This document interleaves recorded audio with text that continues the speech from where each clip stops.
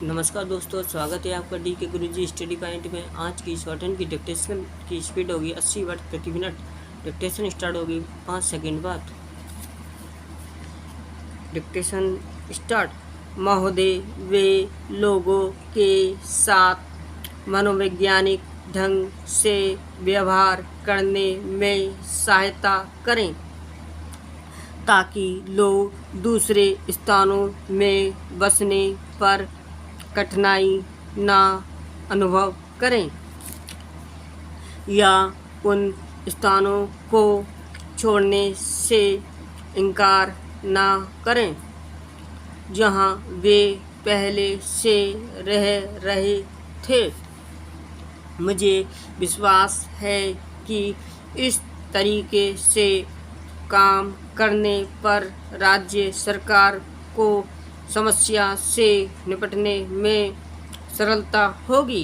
यह भी संभव है कि इस प्रकार काम करने से पुनः बसाने का कार्यक्रम बगैर किसी विलंब के पूरा हो जाए, लेकिन प्रत्येक निर्माण कार्य में एक निश्चित समय लगता है।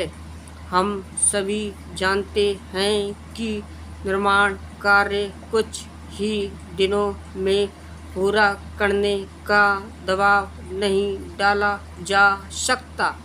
वैसे निर्माण कार्य में लगने वाली निश्चित अवधि के अतिरिक्त देरी नहीं होनी चाहिए।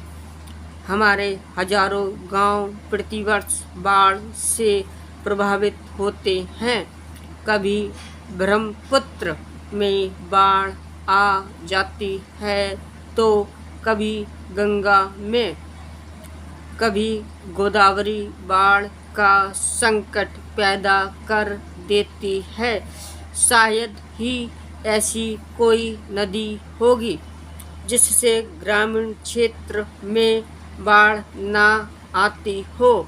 प्रायः ऐसा होता है कि इस वर्ष एक नदी में बाढ़ तो दूसरे वर्ष दूसरी नदी में। इन बाढ़ों से होने वाली बर्बादी कम या ज़्यादा एक समान होती है। पैराग्राफ। इसी प्रकार जब समुद्री किनारे वाले क्षेत्रों में ज्वार भाटा आता है तो हजारों की संख्या में लोग मारे जाते हैं। यह भी एक अन्य महत्वपूर्ण समस्या है। इस गंभीर समस्या से निपटने के लिए तुरंत क्या उपाय करने चाहिए, आप नहीं जानते। ये गांव प्रायः ऐसी आपदाओं के शिकार होते रहते हैं। वहाँ रहने वाले ज़्यादातर मछुआरे हैं। उन्हें उस क्षेत्र से बाहर निकालना संभव नहीं, क्योंकि वे प्रतिदिन मछली पकड़ने के लिए समुद्र में जाते हैं।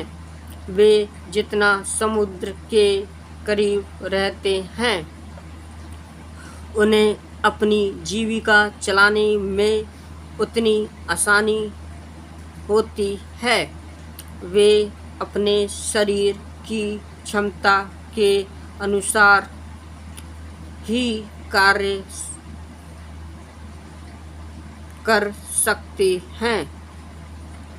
इन समस्याओं का समाधान ढूंढने के लिए हमें ज्वार भाटे और समुद्री तूफान से हुए नुकसान से लोगों की जिंदगी बचाने के तरीके ढूंढने होंगे। आज हमें इन कुछ समस्याओं से निपटना है। ज्वार भाटा हमेशा बरसात के मौसम में नहीं आता।